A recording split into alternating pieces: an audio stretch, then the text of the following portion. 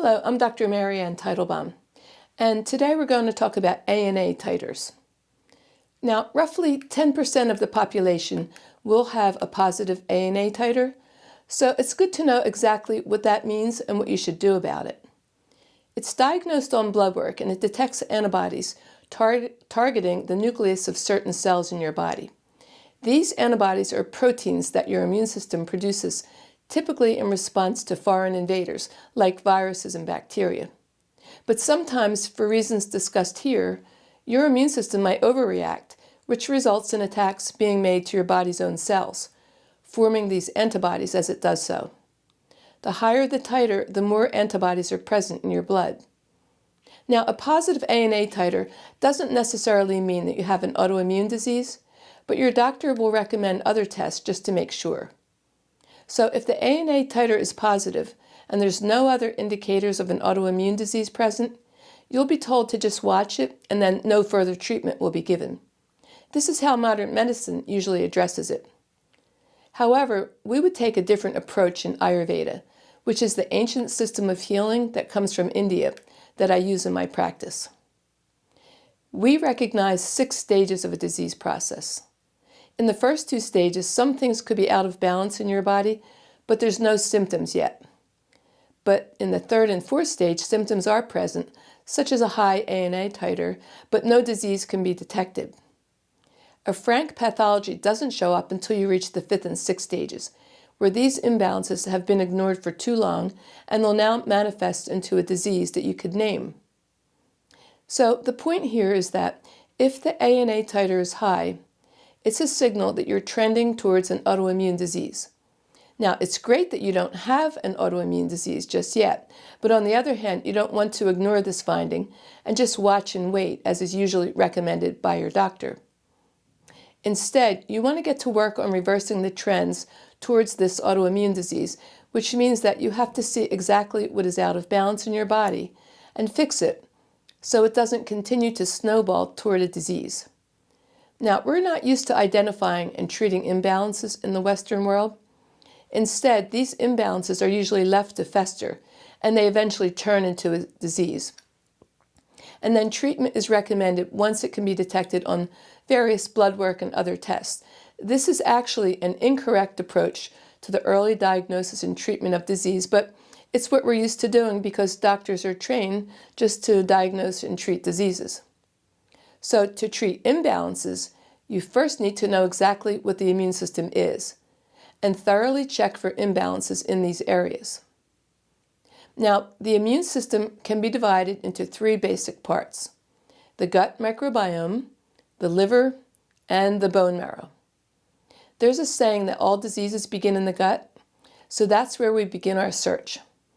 A thorough consultation would investigate if there was any disruption in the gut, usually through various pharmaceuticals like antibiotics, birth control pills, steroids, acid reflux medicines, and many others, as we're now finding out.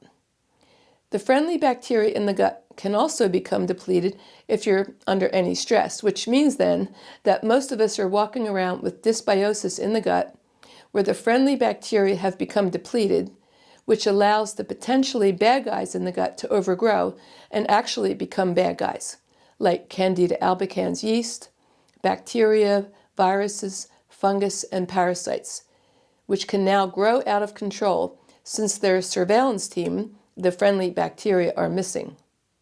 Also, the gut now becomes leaky, allowing toxins which should normally be sent off into the bowel movement for evacuation out of the body to now leak into the bloodstream, creating immune system attacks and inflammation. Both the absorption of toxins into the bloodstream and the chronic infection resulting from lack of friendly bacteria can trigger autoimmune responses. And since 80% of the immune system resides in the gut, disrupting its normal function in this way can result in an autoimmune disease over time if it's left unchecked. So to replenish the gut microbiome, we give probiotics, which have 100% potency guaranteed and are manufactured in a way that they can survive as they pass through 3 barriers: the stomach acids, the bile acids, and the pancreatic enzymes, all of which could kill them as they make their way into the intestines. We also use a yogurt starter culture, which results in an alkaline-tasting yogurt. If the yogurt tastes sour, the acids in the yogurt could actually kill the friendly bacteria in the yogurt. Next, we address the liver.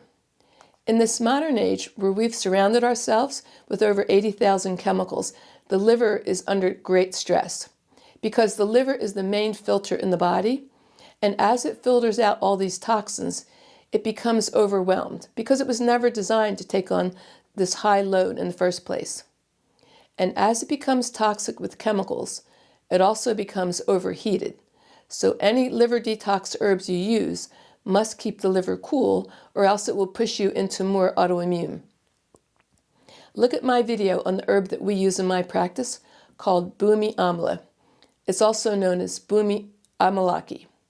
It's the only herb that can clean the liver and keep it cool at the same time, unlike milk thistle, which really heats the liver more than any herb that we know of, dandelion root, burdock root, and many others, which heat up the liver as it cleans it out, thrusting you into more autoimmune reactions. Now, the third part of the immune system is the bone marrow. Many pharmaceuticals, chemicals, air pollution, and pesticides make their way into the bone marrow, which can also trigger autoimmune diseases, since this is where the immune system cells are born. Again, we have to be mindful as we clean out the bone marrow that we don't heat up the liver. So there are various herbs and foods that can accomplish this task, like Gaduchi Satwa herb, coriander seed tea, moringa leaf tea, and moringa stick soup, also known as drumstick soup. Once we address these three areas, then we also have to continue our investigation into the patient's diet and daily routine. For instance, if you skip or delay meals, it could heat up the liver, aggravating the autoimmune tendency. Or if you go to bed past 10 o'clock at night, or you rush through the day, or have improper diet, you could make autoimmune toxins known as Amavisha in your digestive tract. Amavisha is a toxin which develops if the food remains undigested in the gut and it ferments. Amavisha, which is an inflammatory toxin, is also known as an autoimmune toxin due to its hot reactive nature, which can trigger autoimmune diseases. Now, there's another autoimmune toxin, and it's known as Garvisha. These toxins are made from outside of our body, like pharmaceuticals, poor quality foods, pesticides, air pollution, and other environmental chemicals. Now, both of these vishas, or poisons, trigger autoimmune responses due to the heat and inflammation they create. And therefore, care must be taken when removing them from the body. In ancient times, the toxins were very cold and sticky, so heat was used to melt them down and open up the channels for their removal. Therapies such as sweating, fasting, and very hot herbal teas and formulas using ginger, peppers, hot spices, and herbs were used to burn out these cold and clogging toxins. However, today, the majority of the toxins are Amavisha and Garvisha, both of which are very hot, so the practitioner needs to be mindful of this fact when implementing the various therapies that are needed to safely remove these toxins from the tissues and the cells of the body. It's unfortunate that many practitioners still implement the ancient methods of cleansing, which are no longer relevant today. The problem is that there are no up-to-date manuals for cleansing, which take into account these modern types of hot toxins. So the vast majority of people are cleansing in an incorrect way. This is a general outline of what we need to look at if the ANA titer is high, so we can work on removing the imbalances that are creating this autoimmune tendency. Once we identify and treat all the imbalances, change the diet and daily routine, and teach the patient the highly effective and revamped cleansing techniques that we have to use today, we then continue to watch the ANA titer to make sure it goes back down to normal.